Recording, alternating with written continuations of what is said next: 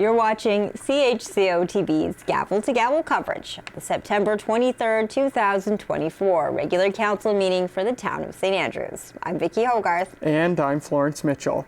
Today's meeting begins with two presentations. The first by Jake Taylor of Dillon Consulting Limited on a greenhouse gas reduction pathway feasibility study. Council will later move to accept this study. The second presentation is by Lorraine Justison on a proposed community wheelchair bus rental service for Charlotte County. Under Finance and Administration, Deputy Mayor Akagi will move that Council grants leave for the third and final reading of Bylaw 24-02, respecting the collection and disposal of solid waste.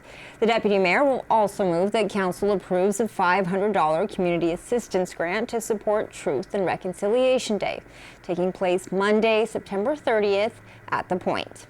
Deputy Mayor Akagi will also move that Council approves a donation of $300 to the Charlotte County Hospital Foundation's 11th annual Radiothon. Under Public Works and Public Safety, Councillors Bennett and Neal will move that Council approves Policy P24-04 regarding derelict vehicles. Under Economic Development, Business and Culture, Councilors Hurdle and Weir will move that Council grants leave for the first reading of Bylaw 24-05, a bylaw to impose a special business improvement levy for 2025, and to set a date of Monday, October 21st at 6:30 p.m. for a public hearing of objections. Under Planning and Community Development, Councillors Harland and Heenan will move that Council approves changes to Policy P17-01 regarding councillors and staff members serving on advisory committees. The councillors will also move to establish a mental wellness committee. Finally, Councillors Harland and Heenan will open a discussion on the proposed development at 236 Mowat Drive. Now let's join Council at the W.C. O'Neill Arena Complex Council Chambers.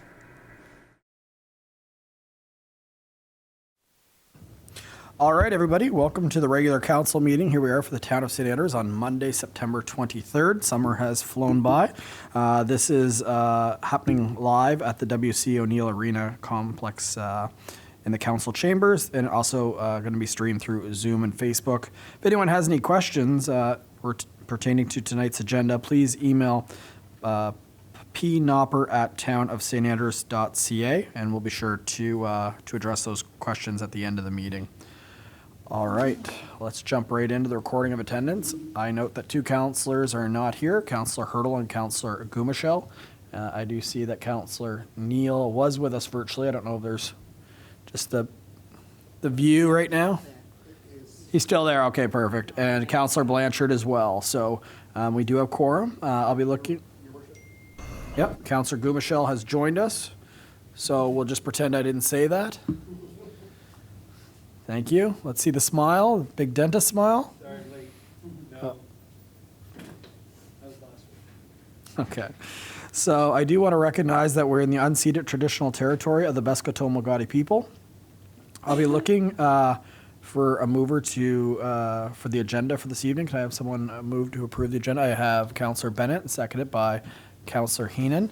I do want, before you vote on it, just a friendly amendment, just out of respect for time for a planner. Let's hit the planning files first, if you don't mind. But it is advertised, so I'd call it a friendly change. So, any other changes to the agenda for this evening? Okay.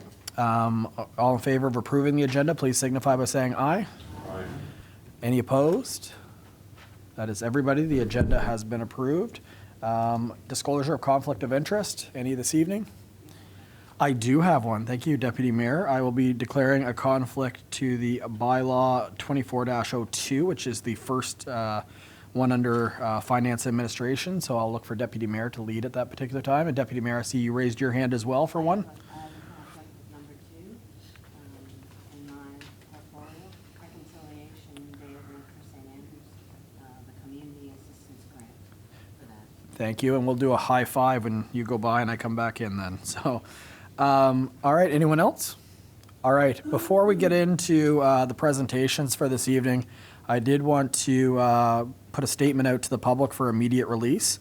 It is dated today, and it states that the council and staff of the town of St. Andrews regret to announce that the construction of the refurbishment of the approach to the St. Andrews Market Wharf and the Market Square seawall upgrades will be postponed until October of 2025. Both council and staff worked diligently towards getting it completed this winter. However, in verbal presentations given by our engineer consultants, the possible delay as a result of environmental concerns by the Department of Fisheries and Oceans was undersold and only represented a best-case scenario timeline. As we approached the final design, DFO expressed issues on the current design that would have required significant and costly mitigation. To minimize the risk of going into the 2025 tourist season, we have elected to delay the project for a year. While we are extremely frustrated regarding this delay, we have engaged with our funding partners and are pleased to confirm that all parties are in agreement with the rescheduling of the project for 2025. In the interim, the town of St. Andrews will be proud to deliver the revitalized Market Wharf project in the 2025-26 season with minimal impact on its residents and the tourist season. And anyone that has any would like to reach out about anything regarding that, please reach out to Town Hall directly, and either myself or Mr. Spear will get back. Again, not what we were hoping for, but in the best interest of making sure that are basically a lot of people that depend on that ocean for their livelihood, especially in the summertime, are the least impacted by that. So I did want to get that out there, and we will put a statement out on our website and social media now that we've done that in the council chambers. Also, before I get in, I just wanted to recognize, on a more positive note, that Gabe Smith is making his NHL debut tonight in a preseason game. So that's pretty significant when a New Brunswicker makes it to professional athlete status, and he certainly is doing that, playing in a preseason hockey game tonight in the NHL. So congratulations to Gabe and family and friends. All right, we're going to jump right into presentations. The first one is from Dillon Consulting Limited. It's Jake Taylor, and attached in your council package, council, you'll see the greenhouse gas reduction pathway feasibility study. Jake is joining us online this evening, and we'll give Mr. Knopper just a second to get him on. Welcome, Jake. Appreciate you being here. Thank you very much. Can everyone hear me? Yep, we can hear you, and share screen's available if you want. Awesome. Thanks, Paul. Yep. Thanks, everyone, for the invitation. I guess for those who don't know me, my name is Jake Taylor. I'm with Dillon Consulting. It's been a pleasure to be part of this project. I've helped manage the project and do some behind the scenes coordinating, and worked with our subject matter expert, Livio, who is also on the call if Livio wants to give a quick introduction. I'm based in Fredericton, New Brunswick, so pretty handy to the St. Andrews. Good evening, everyone. My name is Livio Aquilo. My voice is in and out a little bit on the same topic of hockey. I was a coaching team this weekend at the tournament, and as a result, lost a little bit of my voice. But They may not. They must not have been playing well, eh? it was a difficult tournament. But for all seriousness, it was a great opportunity to work with your team at St. Andrews to first visit and analyze and assess all the buildings and understand them, and then to help build the plan that's in front of you. So I'll be here just to help with some of the details once Jake's gone through the overall plan. Yeah, thanks, Livio. I will share my screen.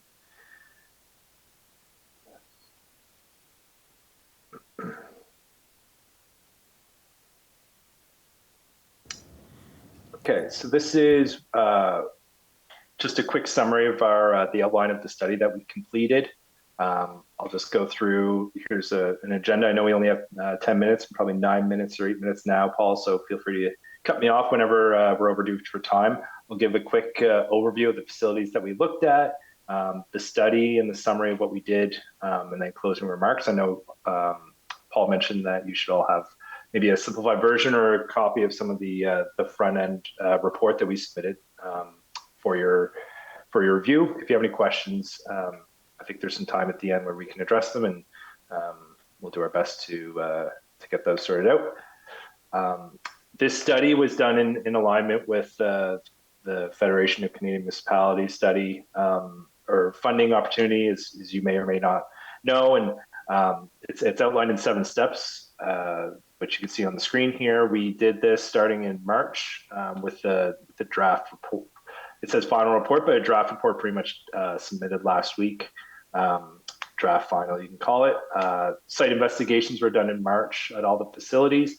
We originally started with 5 facilities, and then we expanded it to 10 to really capture the majority of the facilities that the town of St. Andrews owns and operates. Followed by the site investigations, we did some energy modeling on all the facilities. We individually looked at them, and at the end, in step 5 and 6, we really looked at what we could look at as a whole and bunching them together as a portfolio of buildings.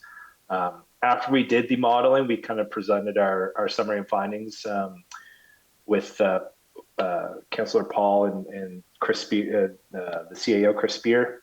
We reviewed what we found and then went from there to start packaging together some of the stacking of some of the measures, just to make sure we were in alignment with what the town had, and make sure any of our findings, any of them need clarity. We got some feedback on everything we presented.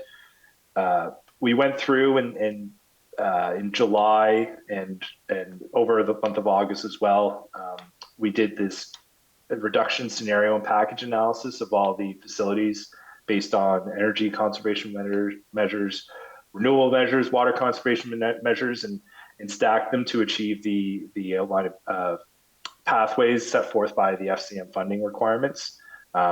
We had another workshop with the town just to confirm that, and you'll see as part of this quick summary report, we'll outline kind of what we found and where to go to next. And this just quick timeline. So I'll quickly go through some of the, in no particular order, but really I think these first 3 are the biggest contributors. This is all found, this is all appended to this report, but for the arena, you can see the summary of kind of the consumption of where all the energy is going. And this is similar for all the facilities, and I'm going to skim through them just in the interest of time, but we outlined some of the recommended measures for all these. This was, we've cleaned up some of the numbers, but this is some of the recommended measures for the arena that we've since included and selected based on which would accommodate the pathways identified by FCM as previously mentioned.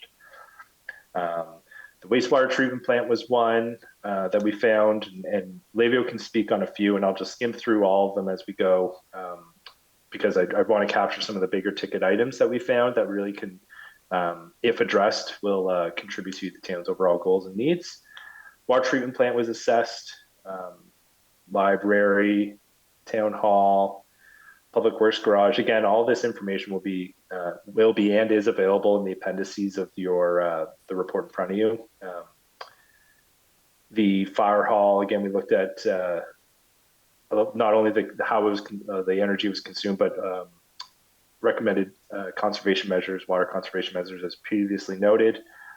As part of our assessment and analysis, it'll come to the end here. We did a life cycle cost analysis to figure out what the payback was based on some parameters as noted in our report. The Youth Activity Center, Ross Museum, which was fun. And I think Livia can maybe touch to this, but there was maybe some certain limitations we could do based on the fact that it was a museum and humidity was fixed for this facility. The courthouse, and then, yeah, this is going to be very detailed, but again, it just summarizes some of the 3 pathways that we looked at. As part of a minimum performance pathway, we need to look at 50% reduction in 10 years. And as you can see here, and I'll zoom in, it's not the greatest, but again, this is all in the report with you. This is summarizing every single measure that contributes to that goal and the approximate costs. And then on this table, you'll see all the savings, the payback, and return on investment. And this is all buttoned up into a nice graph that shows you kind of what you have to spend at the beginning and what your cash flow looks like to achieve that pathway. The next pathway, I believe, is in the same minimum performance, but it's the 80% reduction in 20 years. So a little more extended timeline. And you can see this is some of the measures that we're recommending that stack into getting that achieve that threshold. And that's for this table in front of you is for all facilities that we explored. It's not just for one. We looked at them individually, but then we compiled into one package as previously mentioned. And this is the cash return on this. And then the deep aggressive one is one of the ones that we selected based on FCM suggested requirements that we could choose a few alternatives, but this is one that we explored to really get to our greenhouse gas reduction target that the town was looking for. Again, as the title would suggest, it's pretty aggressive based on some of the upgrades. As you can see, like an ice plant upgrade would be pretty substantial, as long as some heat pump conversions, but that in general is kind of what that looks like. Livio, I'll pass it to you if you want to touch on some of the main findings from a technical standpoint, if you don't mind, just a few minutes, because I think we might only have a few minutes until question period. Sure, no problem. So in going through the buildings, what we were able to identify is a lot of common opportunities that existed in just bringing some of the building systems up to the newest technologies. So for instance, domestic hot water now can be done well with heat pumps, and also improving lighting with LED technology. And there was lots of opportunities for control improvement inside of the facilities for temperature control. For the arena itself and the building that you're in, there were many opportunities for heat recovery with the existing ventilation system. We saw the opportunity for reduction in energy use through features used for the ice resurfacing, both the Zamboni and eliminating hot water that's required for the ice resurfacing. In some of the buildings, like the library, we were able to also find comfort improvements that could be complemented with those energy efficiency opportunities. For instance, in the library, systems that had been decommissioned could be exchanged for new heat recovery units that could help with both the comfort inside of the library with more fresh air added, along with energy improvements. And in some of the buildings like Ross Museum, we're able to look at complete switch for utilities in terms of heating and moving from oil to electricity through heat pump technology. So within the buildings that we were able to analyze, there were a lot of different options, and what we tried to do is bring together these pathways that would best represent the different scenarios of energy and greenhouse gas reductions for the municipality, and allows them the flexibility to select the type of goals that they would like to achieve based on the opportunities that exist at the buildings. And so again, all of the technologies presented and all the opportunities presented from the buildings are all measures that would be considered, common practice in the industry right now. There's nothing that we have recommended that would be, let's say, technology that hasn't been proven yet. Thank you. Thanks, Livio. And I guess, Paul, in the interest of time, we're open to answering some questions now, if that helps. Yep, sure. I know I skimmed through the presentation pretty quick, but hopefully the council had time to do the report there. Yeah, so council did receive an electronic copy of the full report, as well as the main summary pages at the beginning of your report. So if you'd like to stop share, you can receive questions from council. Yeah, council, is there any questions on this presentation? I will have to, if Councillor Blanchard raises his hand, will I be able to see it on this? Councillor Blanchard has his hand raised. Okay, perfect. That's. And not so much a question, just more of a comment, and to say thank you for the report. I think, in my mind, anyways, it's sort of exactly what we were looking for, exactly what I was looking for, especially around budget time where we are right now. This is, to me, a really helpful, informative document, and it sort of allows us a plan. We're not going to be able to do everything probably that we would like to do, perhaps, or that I would like to do in the first year, or even the first 2 or 3 years. But certainly there's an opportunity here to really pick and choose some things. And and just looking through, I mean, there's some relatively small, I would say relatively, but some mid-size investments that we could make, which could have a really significant impact. I think we can sort of pick and choose. I mean, for a $145,000 investment into the arena, we could see almost $50,000 in savings in annual costs, right? And that's year-over-year cost, right? So there are some things I think that really make some economic sense. And also, of course, in addition to the greenhouse gas savings, we're doing our part here to try and reach the goals that we've set for ourselves. So I'm really, really happy with the report, and thank you very much. I think it's going to be a great document for us moving forward. Thank you, Councillor Blanchard. Any other member of council? Councillor Gumichel. Just one quick question. Also, thank you for the report. One thing that kind of piqued my interest was the mention of reduced lighting. People have heard me complain about some of the superfluous and tacky lights that we have all over town. I'm wondering, like for example, the high school just got new lighting outside, and I know that's not in this study. They just got new lights all around the high school. Now it's lit up like kind of like a penitentiary all evenings of the year. I'm wondering if motion sensors at a spot like that, or at some of the town facilities which already have cameras, if motion sensors would represent significant savings in energy, just as a general question. Thank you, Your Worship.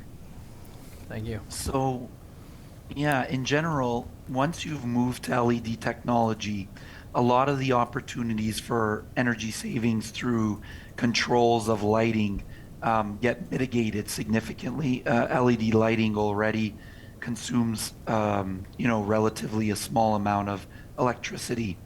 What we found in scenarios where there's excessive lighting, especially outdoor lighting, the control measures are mainly put there in place for comfort in terms of neighbors and things like that. In terms of energy opportunities of savings, they're probably not significant, but there are other benefits that can come from utilizing those controls. So just if I could add, so for example, it used to be once you turn the lights on, if you turn them off and turn them back on, you're actually using more energy, but with the LEDs, that's not the case, if I'm understanding correctly.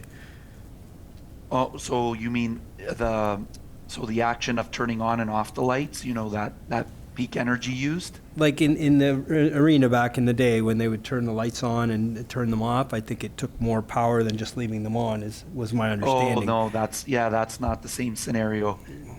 So if we were to move more to motion sensors, there might be some savings as well. Some savings, yeah. There would be some savings.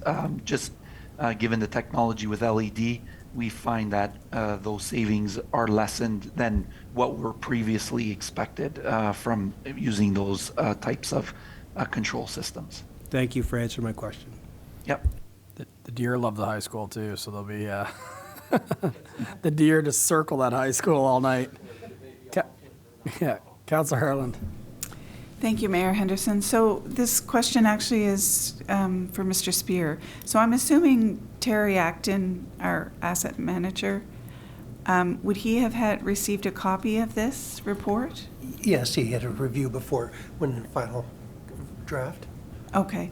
And so I'm just wondering in terms of next steps, how we get to the next steps. Councillor Blanchard mentioned that we're entering into budget time, and will Terry be able to provide us with some potential recommendations in terms of areas of priority, or how in does... relation to this report, or to... Yes. I think the policy that we're going to be adopting is as certain things are being recapitalized or refurbished, that's when these savings will be implemented. And the team from Dillon said that was a normal policy. Okay. It's just there's so many needs to be done now type of scenarios that even these things, which will have a 4 or 5 year payback, shouldn't take priority on things that need to be done immediately to save some type of structure. Okay. So to Councillor Blanchard's point then, although there could be some kind of low-hanging fruit, that wouldn't necessarily be the direction that we go in. We would be looking at it as things need to be replaced. More or less. And for instance, they talked about variable drive pumps, or variable frequency pumps, sorry. And one of the things, but we've replaced a lot of our pumps in the last 2 or 3 years, and so to me, it doesn't make sense Right. if we've already spent thousands of dollars on pumps to just throw them away for these other items, because then you lose the cost of the original pumps. But Right. within a decade, they'll all have to be replaced again. Okay. And so that's when we'd look at implementing this technology. Excellent. That makes sense to me. Thank you. Absolutely. Just a quick question on kind of, if you get into the 50% in 10 years, this is the annual life cycle costing per year. Does that mean that's what, as a council, we should be prepared to invest in order to hit the 50%, just to be clear? Because it's 98,471 is the per year, or is that just? Yeah, well, that, in order to meet that decade, that savings in a decade, you should be doing that every year. So But it's I guess I go 100,000. back to my previous examples that, it'd be like trading in your new car for another car and not getting any type of return on the Yeah, for old sure. car. But that's just the projected Yeah. cost that it will cost over the next 10 years. We're looking at, basically $1 million to probably hit 50% of our target. Yeah, and there's some things that we did look at that we can do immediately, that's almost a repairs and maintenance type item that'll help improve our efficiency. So for those, it's just the larger ticket items that are kind of related to capitalization that are going to take a little bit more time, if council so desires. Perfect. Any other questions?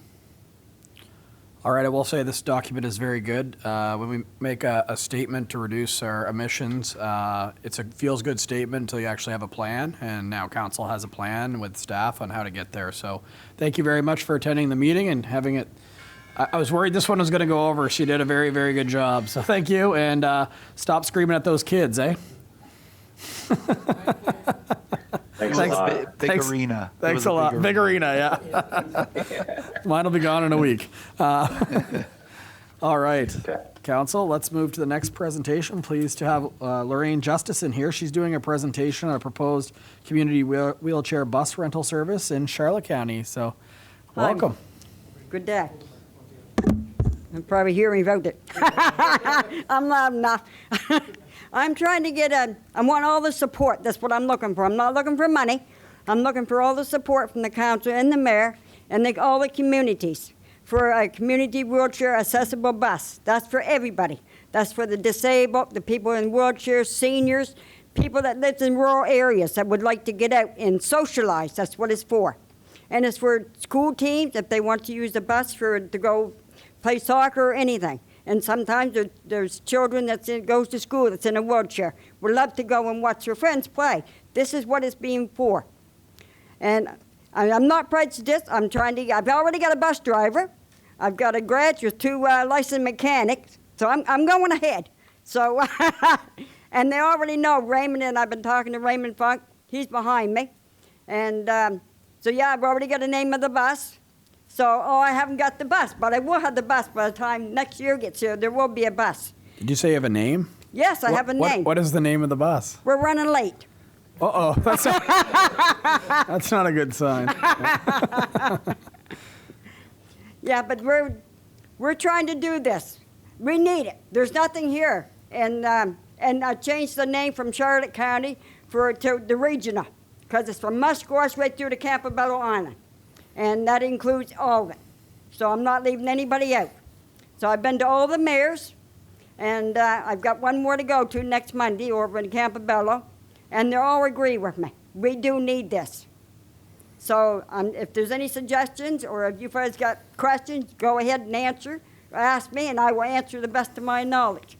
Perfect. Well, thank you very much for being here. I did have the opportunity to meet with you. It was probably 3 months ago now? Yeah, 3 months was when I first started. That's a pretty good guess. Yeah, you're very passionate, and so you have some help around you as well to raise money to purchase this bus. So, Council, this is just to make people aware that she is working on this. I will say that although Council hasn't really had an opportunity to dive into it, the Regional Service Commission is looking for all the municipalities and this Regional Service Commission to contribute, and they're writing a grant for funds to start some type of bus service.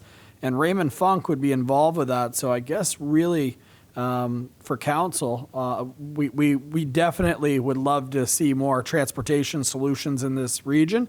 It's just everybody should be rowing together, right? So if the Regional Service Commission is expecting this council, which we still have to discuss it, to give more money to start a bus, it makes sense that they partner with you or you partner with them. Well, yes. And everybody work together then, because it seems like, we've got, rideshare program that's looking for money here, and then we've got to pay the Regional Service Commission, and then there's a bunch of silos right now. Well, yes, I understand And that. what would be great is if everybody worked together because... Well, I have a meeting, Yep. excuse me, I have a meeting with Raymond Funk Friday with ECW and Charlotte Darrowright. We're going to be discussing what I'm trying to do because there's nothing here. There's only Charlotte Darrowright, and that only takes one wheelchair.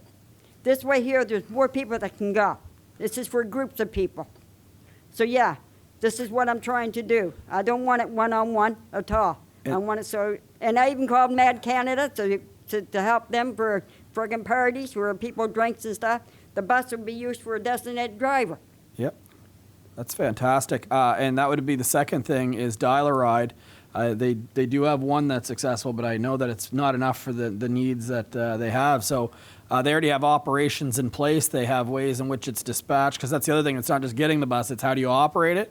I think that Raymond connecting to Dial-A-Ride makes a lot of sense because they're already operating and have a system in place. So to have someone in the community like yourself going, being, all the energy to help make the funds possible and raise money, that is huge for Dial-A-Ride. So hopefully Raymond can be the, I guess you could say, quarterback for you that can help get you and connect you to other people. So the next Regional Service Commission meeting, I will be asking Hollis Bartlett where that stands with you. And Well, then, yes. because this council, we have funded some transportation options, but we will have to debate it, but we're expected to pay more towards transportation this year.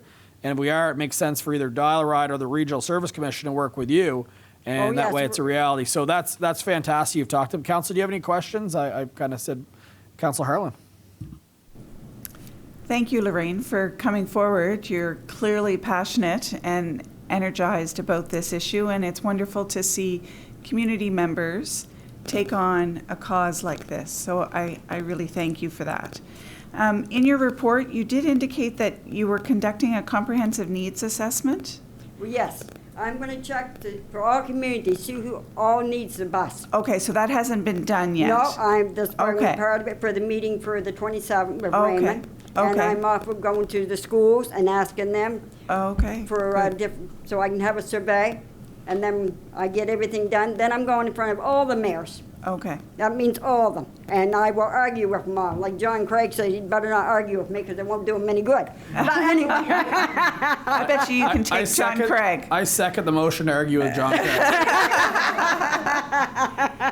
But it would be great if through the mayors, the meeting that you have with the mayors, if we could receive a copy of the needs assessment so that we as a Well, council yes. could understand what the actual need is. That would be Yes. lovely. Thank you very much. Mushquash had already asked me for a copy, and I said, yes, you folks can have a copy too. And I'm starting my own nonprofit organization. I got David Ames my lawyer, working onto it right now and everything. So if anybody on this council wants to be on my board, you're more than happy. And so I'm going forward. There's no going back. We're having a bus. I already got the bus picked out. I just got to have the money for it. You got the name. I got the name, I got the bus, I got a bus driver, I got the garage. So I will have the bus. Oh, thank you, Lorraine. Is there any other member of council that has any questions? Councillor Heenan. I'd just like to say it does a heart good to hear someone be so passionate about a cause. Thank you very, very much. You're welcome. Thank you, Your Worship. Thank you. Thank you. Any other member? Last call. Anyone online? Can only see Councillor Blanchard right now, but.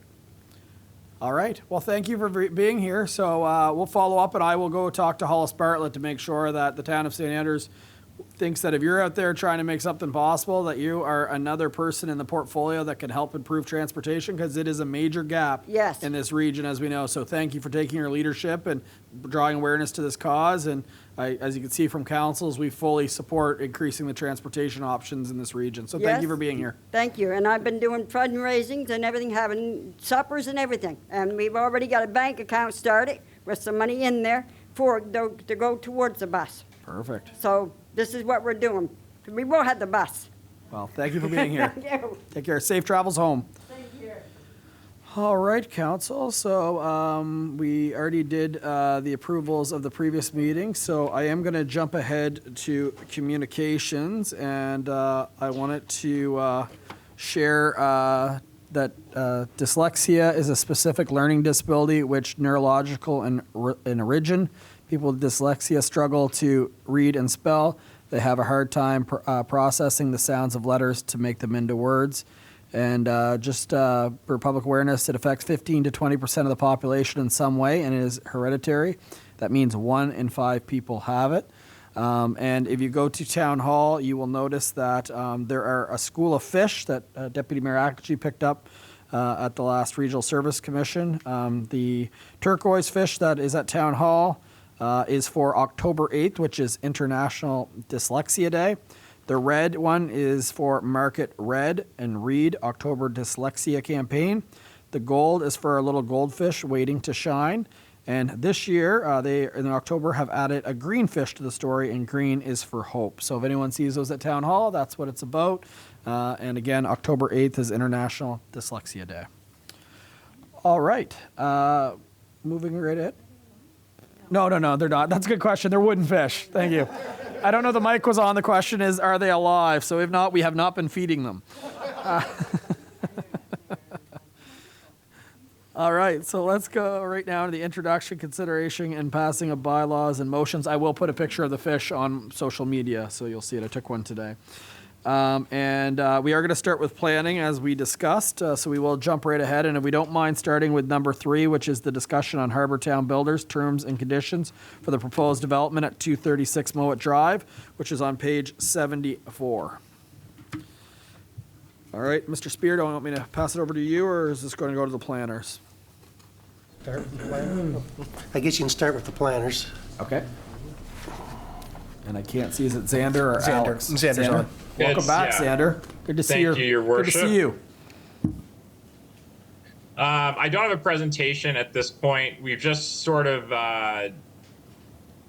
worked with town staff to kind of synthesize the PAC recommendations and what we've heard from council and the neighbors to put together kind of the conditions that would go with the integrated development zone for this project. So there's things relating to buffering, to the location of the parking area, sort of site plan control to make sure that they're sticking with what they've committed to or have been presenting, different colors for the houses. And I think you would have all of those matters in front of you. So that's kind of where it is. My understanding of the public hearing went quite well in my absence. So maybe that's the trick, is I'll send Alex to all the public hearings from now on. He did an incredible job, yes. Okay, everyone, you see the terms and conditions that are here. So is it safe to say that, since we don't have a diagram with this, is that it does take into account the concerns of parking by the neighbors? Is that correct? That is correct, Your Worship. And also, we posted these terms and conditions to Harbour Town Builders, and they were completely in agreement with them. Perfect. And in the diagrams we received, it was paved. Is that still the plan for the primary, just because that's a lot of traffic with the dust? Yeah. Perfect. So Nothing's Council, changed. those are my questions. Councillor Heenan. Yes, Your Worship. At some point, we did mention about the Airbnb being mentioned on this, that they weren't to be an Airbnb, and I'm wondering if this needs to be a point, because I know that was a strong point for a lot of folks. And I just believe that it's the time to put it in if council feels that that's the time to put it in, is now. So let's talk about the zoning. Is this going to be something that would be prohibited based on the zoning that it would be in, or is this something that would be allowed under? Well, it'll have to be the Xander, yeah. I was going to say, you're kind of creating a special zone. So if there are any land uses you want to prohibit, now would be the time. if we were looking at a service residential zone, Airbnb or short-term rental would be allowed only as a secondary use. So, maybe if you were to allow that, then there would be the opportunity to rent out a room here and there, but not a whole dwelling. So, Council, we're increasing the density. I think Councillor Heenan's comment is a good one. I personally believe that it should not be for Airbnb. It's to make, based on the price point we were told, it's to make some affordable units available for people in our community that might not be able to be approved for a higher mortgage. Not for someone to have as investment properties, I think. So council, quick show of hands if you think it should be not for Airbnb. Yeah, that was majority. So I'm pretty good if we add that as a term and condition if that works that way. Thank you for that, Councillor Heenan. Anyone else? Mr. Spear. Yeah, just a couple of questions, I guess, Your Worship. I guess going back to what you were saying about this being a special zone, Xander, should we prohibit certain things like business uses, or is that inherently not allowed because it's residential? So, for instance, I don't know, if they sold one of the units to a retail outlet, could it set up, I guess? Well, I think what you would want to do, and we can include this in sort of the draft, is limit the uses to main residential uses and secondary home-based businesses. So kind of like in the town plat in the service residential zone where you can have a home-based business if it's only a certain percentage of the house. It can't be the whole thing.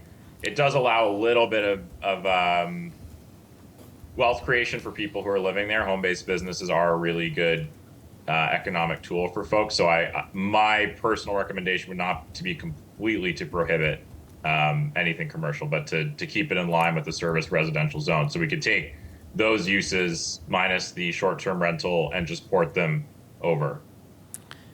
Okay, and this is number two, Your Worship, would be, even though this is a private development, I think it's important that we have drawings of the proposed infrastructure because it is going to be tying into ours eventually.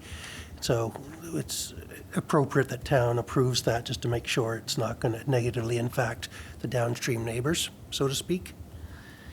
And the only other question, we have done this at different times, but I don't know if it's appropriate with this, is we say they have 10 years to finish their project, but there might be the potential where the way it's being built, in my mind, that maybe after 4 or 5 units, they may determine that it's enough, or the market, whatever, it's just, are we tying them into the full completion, or if it takes them 20 years to do it, are we going to stop them from building? So I think staff will want to revisit that. Usually we do that to make sure the landscaping is completed, but it's just, I think we want to be able to give them, if time is needed to build it in stages, we might want to look at that, if council's okay with that. Yeah, I think that 10 years is a fairly long time frame, and the thing about this is if they want it extended, they can come back to the council of the day, and the council of the day can decide to extend it, right?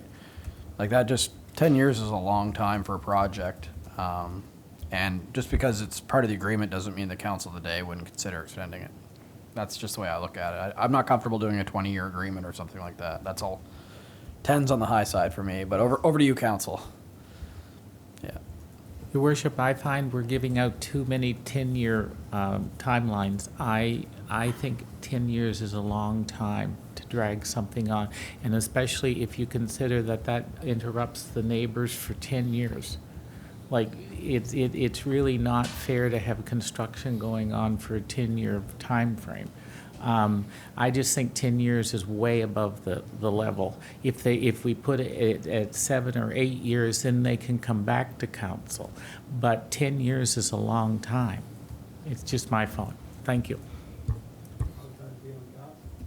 I know. I'll be in my 30s then. Councillor Harlan. Thank you, Mayor Henderson. So I would agree with Mr. Spear, though. My concern is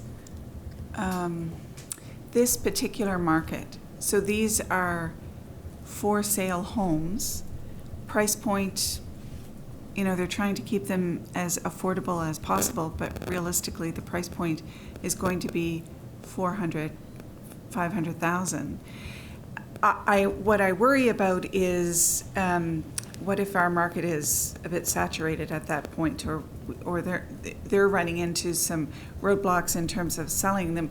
Is there some way for us to put it, even if we shorten it, can we say that they can come back to council for an extension, but that also there's some expectation that some of the finish work would be done at that time?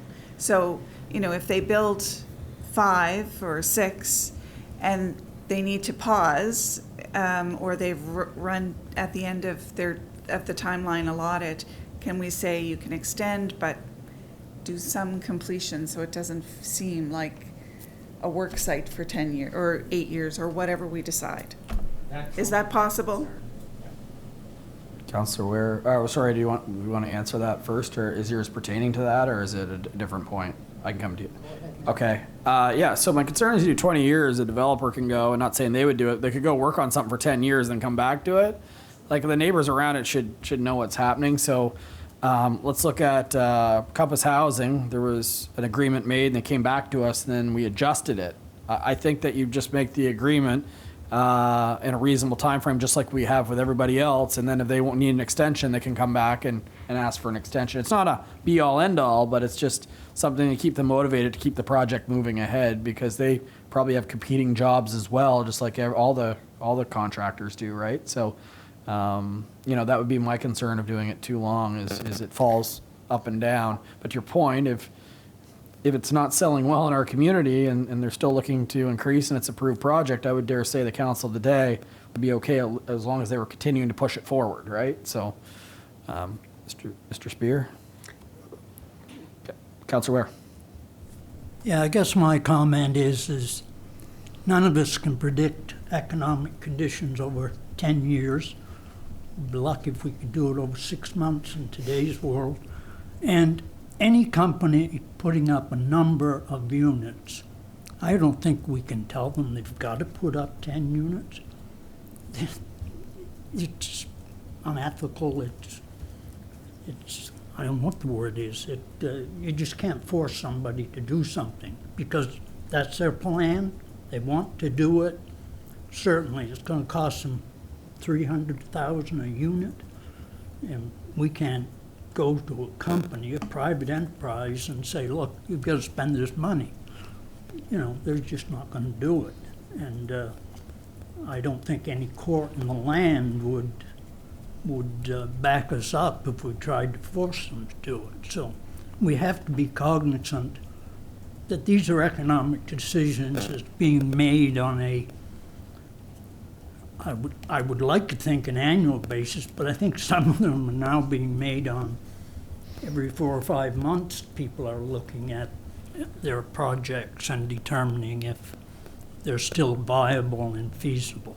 So, thank you. Very valid point. I guess the concern is if you have something like landscaping, and it's not just this project, so just to clarify, is you don't want a bunch of basements dug and then it sits there for 20 years. Like Sunbury Shores, beside Sunbury Shores or beside the Treadwell Inn, that sat there for 20 years, not completed. So that's why you force them to complete it.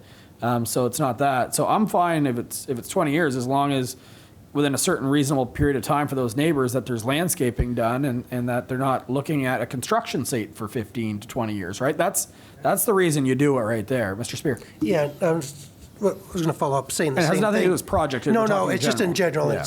I think it's hard to compare that to the new Compass Housing, because the Compass Housing is just a huge mega project that it's either not done or done. In this way, it's kind of like our subdivision, which took 20 years to fill, right? As long as you get the infrastructure in and clean up the spaces, then it takes them 20 years to develop each lot, especially where they're stick-built. I think it's less intrusive than a big mega project that has several workmen going at a time. So maybe we'll look at the phasing to try to make sure the landscaping aligns, you know, for as the people move in. If you don't mind, I guess, and we'll talk with them. They've been very open in dealing with this and see what works best. And if we come up with a phased-in approach that works for everybody, it works well. Yeah, if you want to bring that back, that's fine with me. That's the concern is just, again, if you look at beside the Treadwell, that's at half complete. Not that they would do that. I'm just talking in general and make these agreements. We want to make sure that we have the protections in place and bigger development, but let's look at beside the Garcelon Center in St. Stephen. that's been sitting like that. So when we do a development, especially one that has multiple moving parts to it, let's make sure that we protect the neighborhood, right? Like that's why you make sure that you have this where if they only build 4, then maybe they can't start one or they can only start 3 at a time. Whatever the deal is, you put something versus 10, you know what I mean? That's where I'm getting at this. So I think staff can probably get enough advisement there from council to know the spirit of Councillor Heenan. Yeah. Worship and council. Like Councillor Weir says, we can't force them to build 10 units. I don't think we are forcing anyone to build 10 units. If they build 5 and they find it's unsuccessful or they're not going to build anymore, they can also come to council and say, we're done. I mean, it's not, we're not forcing them necessarily to build 10 units over 10 years. We're just telling, that's what they want is 10 units. That's what their plan is. But if something comes up that they're not selling, they're not going to build 10 units. I mean, hypothetically, they're not. And we're not telling them that they have to build them. That's my understanding. Thank you. Thank you. Got 2 more. I've got Councillor Harlan, then we'll go to Councillor Weir. Thank you. This question's for Xander. Xander, the terms and conditions that you've outlined here, that includes the PAC's recommendations? Yes, I believe so. They had to do with shifting the parking and the different colors of the buildings. There was also, I mean, there was a question, I don't think it was exactly a recommendation, but consider different building types versus the one consistent one. But I think in the end, that was one member of PAC, not necessarily the entire committee. Okay, fair enough. But there was one about the buffering. Both, I thought PAC recommended both. There would be a condition for landscape buffering, except the site triangle. That's there. Okay, so that includes both the shrubs and the fencing. That's what you mean by that. Perfect. Okay, it's good. Thank you. Yes, I wanted back to the comment you made about the home-based business. During COVID, we have everybody working from home. And what has happened as we've come out of it is more people are working from home. And some of them no longer have one employer. They may have 4 or 5 employers. Well, that's a business. That's no longer working from home on one job. You're running a mini consulting or whatever type of business. And I'm just wondering if we have the proper definition in our bylaws and stuff that allow this, that you know, somebody's got one small bedroom and it's running a complete business out of it because it's all online. As long as the impact on the neighborhood is consistent with the home-based business, so it's not, you know, bringing tons of traffic in, it's not lots of signs, and there are rules for that in the bylaw. It's not so much that a zoning bylaw or land use should be so much concerned with a person's individual economic activity and you know, a lot of us work from home, some of us tonight. And I think that's sort of considered, you know, if you're on a computer, an office worker, that kind of thing. It's when you have members of the public coming into the home that it starts to, it can have more land use impacts. And so that's really what the home-based business definitions are around, is what are the overall land use impacts? It's fairly well defined, and I think it's been working fairly well overall. There's been minimal home-based businesses outside of that I don't even recall a file that it kind of fell outside. And there has been times where variances have been granted on signs and things like that. But it's a good point, and it's something when we do the zoning bylaw, we should look at for sure, right? So thank you for that. Third round? It's a whole new topic. The condominium corporation bylaws will also state a lot of those rules and regulations that come with it, because I was president of a condo board, and there's all of those, like home businesses are not allowed bringing in traffic, like you can't open up a corner store, etc. So the condo corporation has specific rules and regulations. Thanks. Additional, that's a good point. All right, anyone else? All right, I think staff, you've got enough there. Thank you very much. Let's just go work our way backwards because I know we have some in the audience here for one of them tonight. Let's go to number 2 under planning, which is the establishment of a mental wellness committee. Let me jump ahead. We're just going to go backwards just to make it a little more complicated. Page 69, Council. And it is Councillor Hartland. Thank you, Mayor Henderson. So this is PCD 240903, and the subject is establishment of a mental wellness committee of the town of St. Andrews. And the background is as follows. Members of council and residents of the community are seeking to establish a new committee of council known as the Mental Wellness Committee. The Mental Wellness Committee of the town of St. Andrews would provide advice and recommendations to help guide and support positive mental wellness initiatives, protocols, and policies within the municipality. The committee will also support opportunities for increased awareness and education on positive mental wellness. The Mental Wellness Committee will work to champion local actions to address community concerns and pertinent wellness issues. Please see the attached document for a copy of the proposed terms of reference. These have been developed based on policy P17-01 and referenced from other committees of council. Once established, names and term limits will be brought forward to council for appointment. And so the motion is as follows, that the council of the town of St. Andrews establishes a new committee of council under policy P17-01, known as the Mental Wellness Committee. And I so move. Thank you, seconder, for that. Ooh, wow. I'm going to give it to Councillor Bennett. I don't know if he moved on one today. So seconded by Councillor Bennett. Discussion on this one? Okay. Councillor Harlan? I would just want to say that as a council member, I am very proud that this council is bringing this forward. I think it shows tremendous awareness for us as a municipality to be wanting to put mental wellness as a spotlight for us as a community to continue to grow. I have to acknowledge Matthew Dixon, who's in the council chambers tonight, as the person who really spurred us on to take a look at this. And as a result of that, we've already had a couple of initiatives. We continue to look at opportunities to increase awareness. Health Canada has a mental health framework, surveillance framework, and one of the indicators in that framework is social inclusion. And that's our connections to the community that we live in. So it could be our family community, it could be the larger community. And the importance of that on people's mental health and mental wellness is absolutely critical.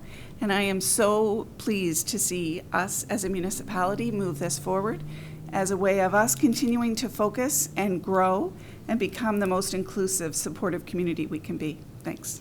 Thank you, Councillor Harlan. Very, very well said. And yeah, to the individuals and the volunteers involved behind it, thank you very much. And as well, I think Councillor Neal as well, and maybe Councillor Hurdle too. The three of you have definitely led this portfolio for the municipality, so thank you.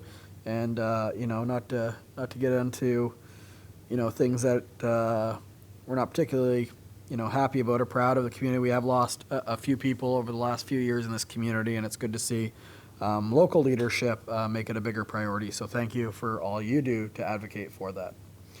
Councillor Ware. Yes, I think it's a great initiative and social inclusion, the whole thing. But I think there's another area there that I hope would be included. And I call it transient mental health. A lot of people go through an episode in their life, whether it's death of a family member, or it could loss of a job, or an onset of depression, or whatever. And these people may only suffer from it for 6 months, a year, maybe it's 2 or 3 years. So that they're not you know, there, I call it transient. There's probably a better legal term or a medical term for it. But to not forget that group of people. Because they'll come into the group, they come back out, and they like to be low key, and that's fine. But there's a lot of people that it happens to. Thank you, Councillor Ware, and I don't want to speak for Councillor Harlan, but I am confident that that would be included underneath this as well. So thank you, though, to bring that awareness on that. Anybody else on Councillor? Mr. Spear. Sorry, Your Worship, I'm going back to more the governmental side of things than the good initiatives, but I would like to make an amendment to the scope under work plan and activities. And we'll probably, as these come through, we'll do that. It's to provide an outline of any future initiatives as they may be considered as part of the budget process. And I think this is all good stuff, but it's really hard mid-year if they come up with a fantastic thing and need several $1,000s worth of funding if it hasn't been built into the budget. So it'd be good just as all of our committees and the Environmental Action Committee already puts requests in every fall, that you try to do as best you can guesstimate of how much funding you need in the future years so it can be brought forward in the fall and worked into our overall plan. Thank you, Your Worship. Perfect. So do you need that amended? Already done through, okay, perfect. Okay, no. Perfect. Anyone else? Okay, I'll call the question. All in favor of approving this motion, please signify by saying aye. The committee has been officially formed. Thank you very much, Council. We are again working backwards on this portfolio. I believe it was page 64, was it? My last checked. Still is 64, hasn't changed. This is Councillor Heenan. Thank you, Your Worship and Council.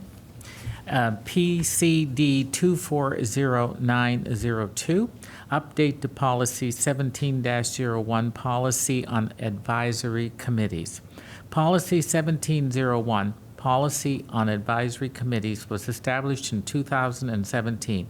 This provided guidelines for the establishment of committees of council that can be appointed by council for specific purposes. Upon review of the policy, section 7.4 states, no member of council may serve on an advisory committee. A staff member may serve on an advisory committee as a non-voting member and as a liaison to council.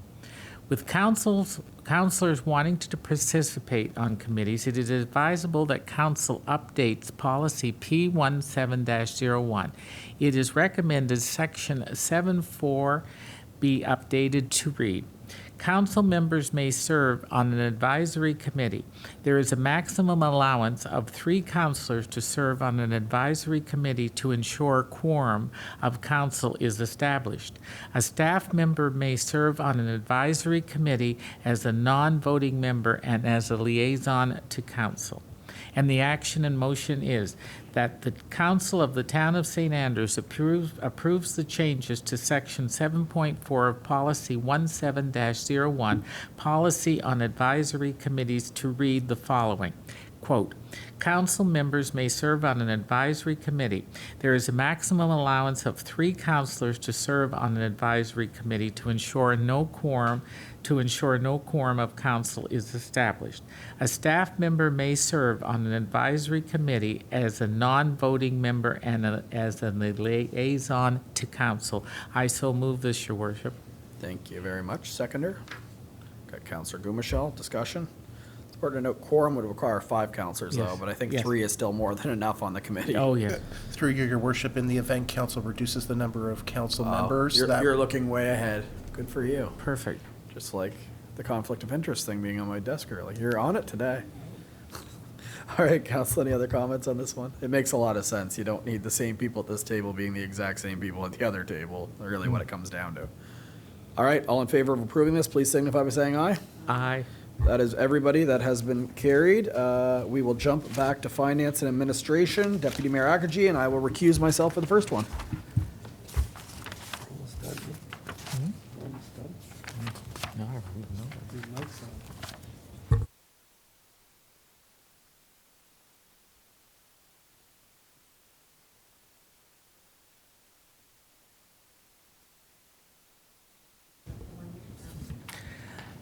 Thank Deputy you. Mayor, is your microphone on? I haven't heard you all night.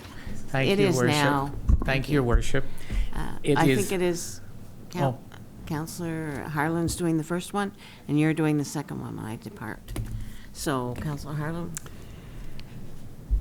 Thank you, Deputy Mayor Akachi. So this is reference number FA 240422, and the subject is bylaw number 24-02, a bylaw respecting the collection and disposal of solid waste, third reading.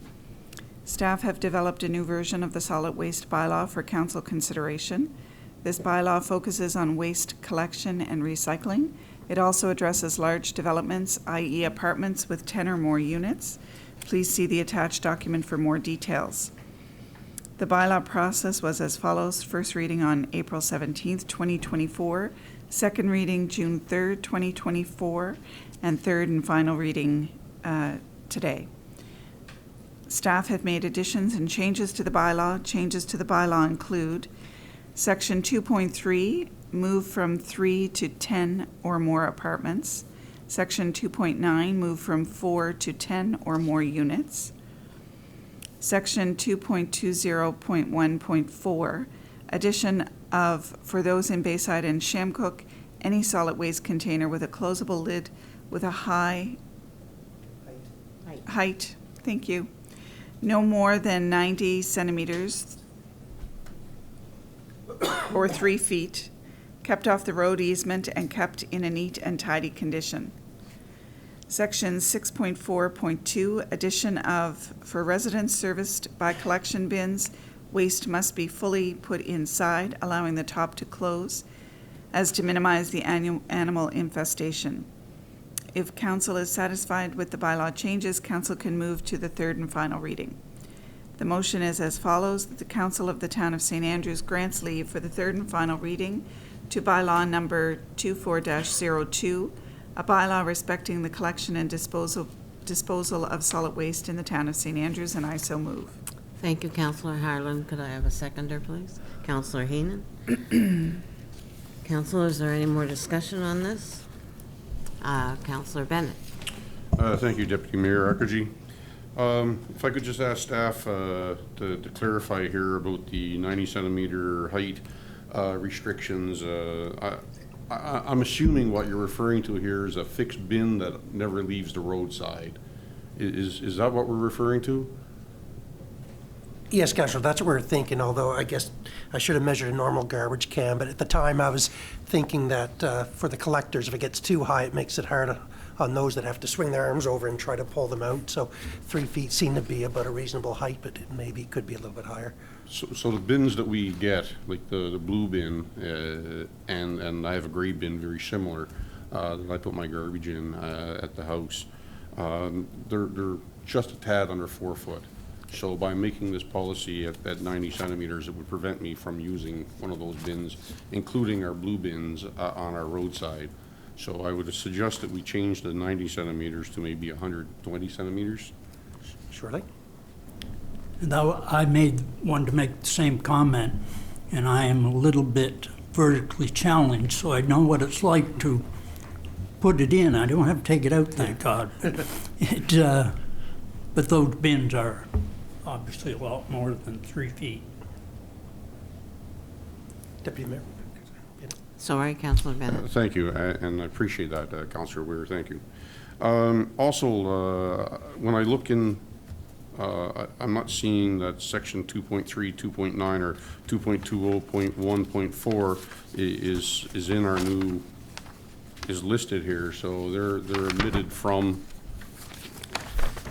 So it was just a mix-up with staff. So section 2.20.1.4 should actually, in the background, be 2.22. Okay. 0.14.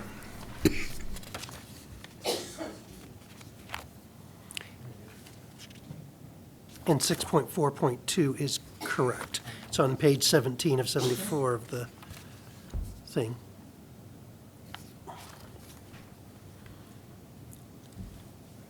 Thank you. Thank you, Councillor Bennett. Any more, Councillor Heenan? Your worship, do we need an amendment for the We do, height? I think, do we not? It wouldn't hurt where it's a bylaw. Okay. So I would amend the height of the bin to be 4 feet. And I need a seconder, please. Councillor Harland. Okay, so first we do the amendment, or do we do the? So what you would do now is you have a motion on the table as an amendment. So you would just ask if there's any further questions on that particular amendment. Okay, are there any further questions on this? Then we'll vote on the amendment first. Correct. So, council, all those in favor? Aye, your worship. Aye. Counter-amended? So it's carried. And now we can go on to the motion itself. Moved by Harlan and seconded by Heenan. Any more concerns, council? All right, then we'll take the vote. All those in favor? Aye. Aye. Contrary-minded? Carried unanimously. Thank you, council. And for the next one, I need to go No. because it's... So, Deputy Mayor, you now need to read the bylaw by title for By third and final title. reading. Yes, just the title. Okay. Oops, thank you, Mr. Norbert. So, this is bylaw number 24-02, a bylaw respecting the collection and disposal of solid waste for the town of St. Andrews. Being enacted by the Council of the Town of St. Andrews under the authority vested in it by the Local Governance Act, Chapter 2017 and C. Deputy Mayor, you just have to read the first title, like the Oh, actual just title of the first bylaw. title? Just the first title, and then when it was read on what day. It's read in So- for the third reading as of As of September third reading? 23rd. Okay, Yeah, 2024. so then we go all the way over to the third reading, which is September 23rd. The 23rd day of September 2024. This is the third and final reading for this time. Correct. That's it. Perfect. Good. I'm learning. Thank you, Mr. Norton.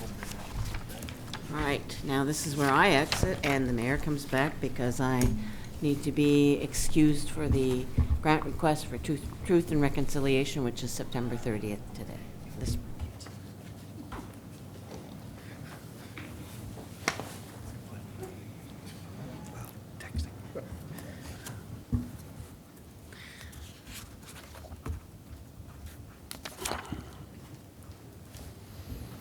All right, council. Thank you. Just let me flip ahead here in the package. Page 24, your worship. Well, it'd be Deputy Mayor Akaji's portfolio. So the first person to raise their hand was Councillor Heenan by a landslide. It's yours. Thank you, worship. Reference number FA 240932, Community Assistant Grant Request for Truth and Reconciliation Day event in St. Andrews. The town of St. Andrews has received a Community Assistant Grant request from Deputy Mayor Kate Akaji, lead organizer of Truth and Reconciliation Day event in St. Andrews on Monday, September the 30th, 2024. The request is for $500 to support the inclusion of a First Nation elder to participate in the event in 2024 and support the inclusion, and awaken drums made in the community over the last couple of years. The goal is to have over 75 drums awakened and played along the solemn walk around Indian Point.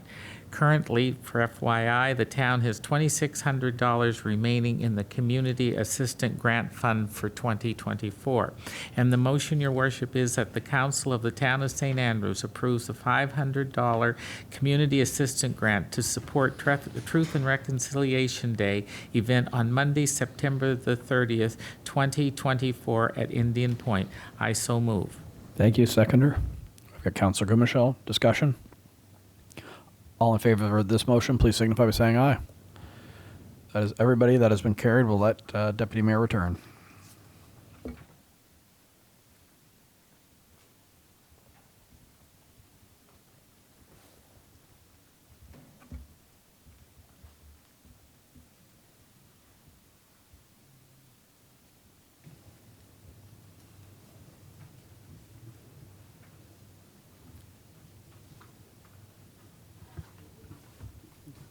you. Page 31. And the floor is yours. You can hit the ground running.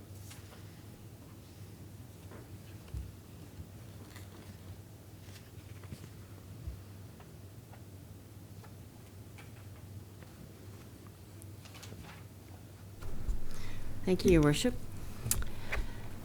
So this is for FA 240933. And it's a donation request from the Charlotte County Hospital Foundation for the 2024 Radiothon. And the background is this. The town of St. Andrews has received a donation request document from the Charlotte County Hospital Foundation for the 11th annual Radiothon. This year, the CCHF is seeking to raise $75,000 for 3 items. Airvo 3, used for aiding patients breathing when in distress. A portable ultrasound for the emergency department, used for diagnostic purposes in the ED. And fluoroscopy stretcher for ambulatory pain clinic. Specific table used in pain treatment. Please see the attached document for details. In 2023, the town donated $300 to the Radiothon. Council can provide funds from the Community Assistance Grant, as there is currently $3,100 remaining in the budget, or $2,600 remaining if the Truth and Reconciliation Day Grant is approved. So the motion is this, that the Council of the Town of St. Andrews approves a donation of $300 to the Charlotte County Hospital Foundation's 11th Annual Radiothon. And I so move this, Your Worship. Thank you, Deputy Mayor. Seconder, I've got Councillor Bennett. Discussion on this one. Same as last year, I think. We gave the same amount, did we not, Mr. Spear, Mr. Knopper? Yeah. All right, all in favor of this motion, please signify by saying aye. Aye.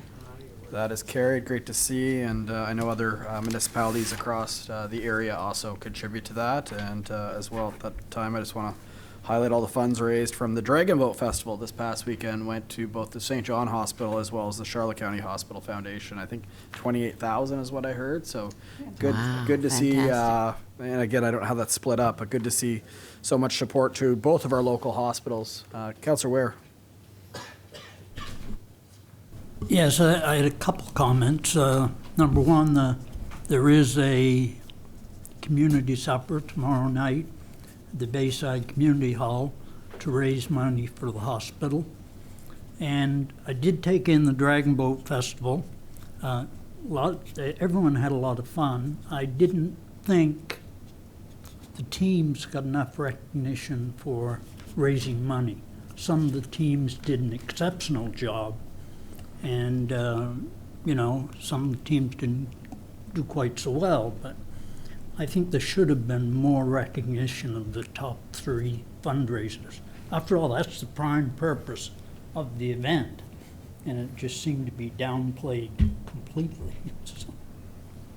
Thank you for that. I wasn't there at the closing. I was there for the opening and throughout the day. I know they had top prize for the top fundraiser, but I didn't know about the top 3. But you are right. I think almost every team raised $1,000. At least that was the target in order to participate. So great work by the Paddling Club putting everyone together, but it did take a lot of individual fundraisers. You saw in the community, everything from a car wash to a few draws, but good to see everyone come together across Charlotte County primarily, but there was teams, I guess, all over, some from Nova Scotia too, maybe even, wasn't there? But it's good to see such a fun day, also be a good cause, so thank you for that, Councillor Ware. We are past that one. We've already voted on it. So let's go ahead to Councillor Neal. Looks like he's in a position he can read now. Before it would have been Your Worship. quite good. This is reference number PWPS 240906. The subject is the policy P-24-04, derelict vehicles for the town of St. Andrews. The background reads that bylaw number 23-02, dangerous and unsightly premises for the town of St. Andrews, outlines derelict vehicles as an issue that can be addressed by bylaw enforcement. However, there is no definition or outline for classifying derelict vehicles. It was recommended that before doing any enforcement associated with derelict vehicles, A policy should be in place to ensure bylaw enforcement as justification for declaring a vehicle derelict. Please see the attached policy document for more details. The policy is like other derelict vehicle policies within New Brunswick and throughout North America associated with dangerous and unsightly premises bylaws. So the motion before us reads that the Council of the Town of St. Andrews approves policy P-24-04 derelict vehicles for the Town of St. Andrews, and I so move. Thank you. Seconder for this one. I've got Deputy Mayor Akaji winning that one. Discussion, just a couple for me before we go around to council. For enforcement, it does reference kind of the actual dangerous and unsightly premises bylaw. So say somebody had a vehicle that was sitting and it was deemed that, or multiple vehicles, I should say, that was on the front lawn with no tires, sitting there for a year, just for a random example. What would the process be like? Would they have to, just like a building, would they have to have an independent committee that makes a decision if it's unsightly, and then would we tow it away, and then we would put a lien on the cost of towing it away on the home? Because that's like just wondering how this works compared to a building, knowing that process. So through your worship, very similar, and in fact actually would start off with an education discussion with the homeowners to see how we could work with them to ensure that whether it's moved, as you can know, moved to the back or out of the front line site, but if it is larger issues and it grows that way, there are steps we would take for notifications, and then eventually to a point where it could be towed away. It could go to committee if they wanted to appeal. So it would still follow the dangerous and unsightly premises bylaw. Yeah, I'm talking worst case, so it would follow the same process. Yeah, it would follow the same process, has to. Okay, any other questions? Okay, all in favor of this motion, please signify by saying aye. Aye. That's everybody. Thank you very much, council. And we are now moving ahead to economic development, business and culture. And the first motion is with Councillor Ware. Reference number EBC 240906, bylaw number 24-05, BIA bylaw for first reading and call for public hearing of objections. As part of the Downtown Beautification Initiative, the St. Andrews Business Improvement Area collects an annual levy from its members to pay for various projects and events. The BIA, established in 1984, is a geographical area between Water Street from Princess Royal Street to Elizabeth Street. All businesses within this area are within the BIA and subject to the annual levy. As per the Business Improvement Act of New Brunswick, the council must set the levy annually by bylaw, which also includes approval of their budget and a public hearing of objections. Please see the attached bylaw and budget for further information. And the first motion is that the council of the Town of St. Andrews hereby grants leave for the first reading of bylaw number 24-05, a bylaw of the Town of St. Andrews to impose a special business improvement levy for 2025 in the Town of St. Andrews. I so move. And a seconder. Councillor Bennett. Discussion, just a quick one, because we haven't had a objection in 5 years or so. Is that why we're doing first reading before the hearing? Because normally it makes sense. Councillor Michelle.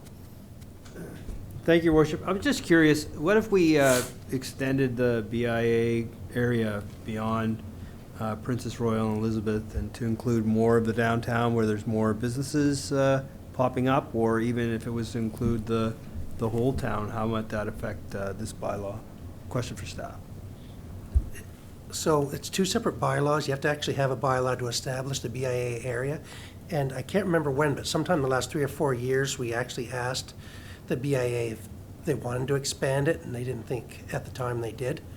So we can review it. So we'd probably let this go for this year, then maybe early next year we can put the question back to the BIA committee to see if they think it'd be worth bringing it up King Street or something. would we just ask the BIA or would we ask the chamber at the same time? Yeah, I believe the act that establishes this says it's really driven by the BIA and not council, that we approve the budget, but really it's all driven by the recommendations of the business improvement area. Thank you for your answer my question. Yeah, I know that's been a thing for you. I actually predicted that question. I hate to be predictable. Councillor Ware. Yeah, I just would add a comment. I was on a couple of the original BIAs back in the 1980s, and they were to revitalize downtown areas within the towns that put them in. So they really are applicable. That was the original intent. They'd be applicable to the downtown. Yeah, and just on that, I am the BIA representative. I think it's been maybe 8 years now. I did bring that Councillor Gomichel's comments forward. They're aware of it, but I think since the core of the businesses are there and it's going very well, I think that they're pretty content on what the boundaries are today. And through your worship, actually just got an email from one of the BIA members noting that in order for them to expand their geographical area, they actually have to apply to the province, and the province has to approve that. So before they can even go anything, they have to go through those steps if they wish to expand it. So it's not us. Councillor Harlan, do you have still a question? Or was it pertaining to that? Thank you. No, I just support Councillor Gomichel's question and thought process around this. I have wondered, I had the same question last year. I think it is something that as we continue to grow as a town, that we should look at what what the area should be. I recognize and acknowledge that it needs to be the BIA that needs to look at that, but I would encourage them to consider expanding the geographical boundaries of that. Thank you. The next meeting, I'll bring the comments forward again, and it sounds like somebody from the BIA is also listening in based on Mr. Knopper's comment. Thank you very much, Council. All right, all in favor of going to first reading, please signify by saying aye. Aye. Any opposed? That's nobody. This is bylaw number 24-05, a bylaw of the town of St. Andrews to impose a special business improvement levy. It was read the first time on the 23rd day of September of 2024. Next motion, Councillor Ware. That the council of the town of St. Andrews sets the date of Monday, October 21st, 2024 at 6:30 p.m. at the W.C. O'Neill Arena Complex Council Chambers for a public hearing of objections to bylaw 24-05, a bylaw to impose a special business improvement levy for 2024 in the town of St. Andrews. I so move. Thank you, Councillor Ware. A seconder. I'm looking at the TV, actually. There it is, Councillor Blanchard. Double hands. Yes, winner, winner. Okay, all in favor of setting this date for the hearing of objections? Please signify by saying aye. Aye. That's everybody that has been set. No better way to celebrate the end of Indulge than be all here together in the council chambers, right? Yes. Why are you laughing? All right, so if I'm right with our moving around, that would take us to the end of the motions for this evening. Am I correct? Page, oh, I missed one, did I? I did. This one would be Councillor Blanchard. I already looked ahead to make sure I knew which councillor it was, and I forgot about it already. So, Councillor Blanchard, this one is yours. Thank you, Worship. Reference number RE240905. Subject is the Dillon Consulting Greenhouse Gas Reduction Pathway Feasibility Study. The town of St. Andrews was awarded grant funding from the province of New Brunswick and the Federation of Canadian Municipalities to conduct a greenhouse gas reduction pathway feasibility study on 10 municipal facilities, create a plan to get to net zero. In the spring of 2024, the town awarded the RFP for this project to Dillon Consulting. Tonight, Council received a presentation from Jake Taylor of Dillon Consulting, providing a review of the final report. Please see the attached document for a copy of the report. This report will be used by staff and council to plan out and budget for improvements to facilities to get to net zero. This report supports council's goals of reducing greenhouse gas emissions and energy consumption by 2036. And the motion before us is that the council of the town of St. Andrews accepts the greenhouse gas reduction pathway feasibility study completed by Dillon Consulting, and I so move. And again, a seconder. Councillor Neal, it's going to be an all TV move here. The TV has taken over the room. Okay, any discussion on this one? Okay. All in favor of accepting this report, please signify by saying aye. That's everyone has been accepted. And I will say again, Dillon Consulting, I think, did a wonderful job. It wasn't one of those ones that's 140 pages with 120 of it being fluff. They got right into it. And those charts, there's a lot of information in them and it's a clear plan. So I think it's worth noting that that's probably one of the better ones I've seen actually in a long time. So kudos to them for not doing fluff and getting right down to what we asked. I appreciate it. Mayor Henderson, just so you know, the digital copy you received is 496 pages. Oh, I know, but the summary one is exactly, it's exactly what you needed. Yeah. Yes. Yeah, we don't usually get it this concise. This is a clear action plan where you don't have to spend a weekend. But yeah, the long one for sure. They have to do that, right? Okay, council. Now we're done the motions. So we'll jump back to our agenda. And there is nothing under new business. Question period. Anyone in the audience this evening? Not seeing any hands. Anyone online, Mr. Knopper? Anyone on Zoom? It is quiet. Okay, so council, we will go into councilors' comments. Any member of council wish to speak?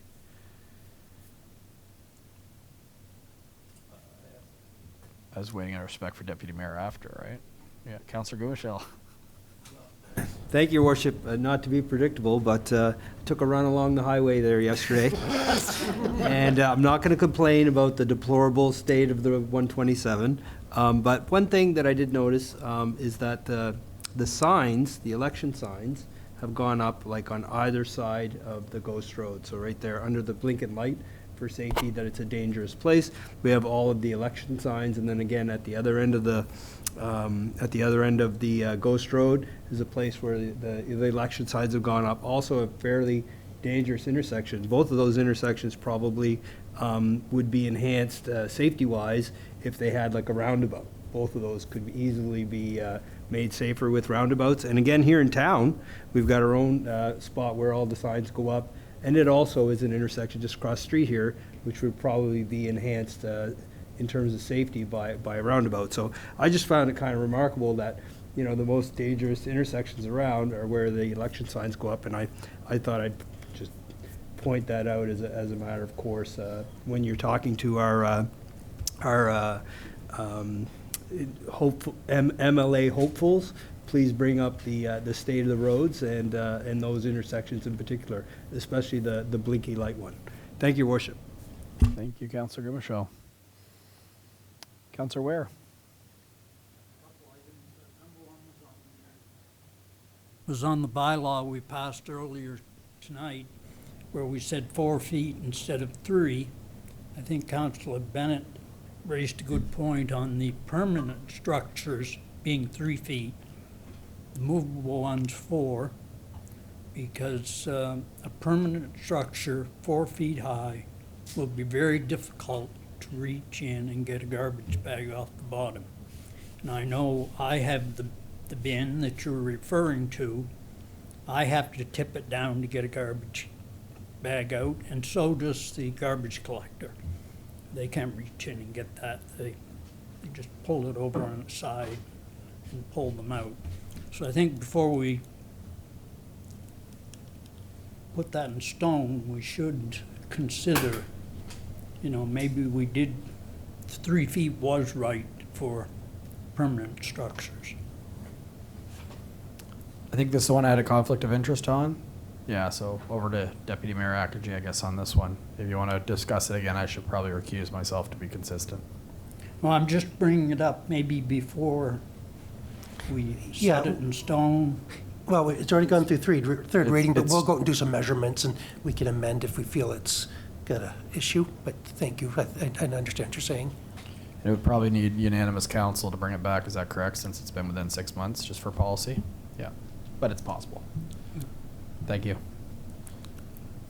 Councillor Ware. The other comment is on 127. There's no doubt we have virtually no representation as far as the highways go. We could call our member's office every day and nothing happens. Some of us have been working on it a bit, cutting bushes on some intersections. You think the Ghost Road intersection is dangerous. Try coming out where number 3, where the Port Road comes out, and you virtually have to have the front of your vehicle over the pavement before you can see if there's something coming. And going back that road, it's like going back Glebe Road. You know, it's a provincial highway, and it's mind-boggling. Bushes are a good 2 or 3 feet in over the pavement, and it's a disgrace. I don't know what the answer to it is, unless we can get a member that will scream and yell at the minister of DTI. I don't know what the answer is. Can I pop in there? I was thinking maybe we could have a contest for the worst roads around, and we'd win hands down, wouldn't we?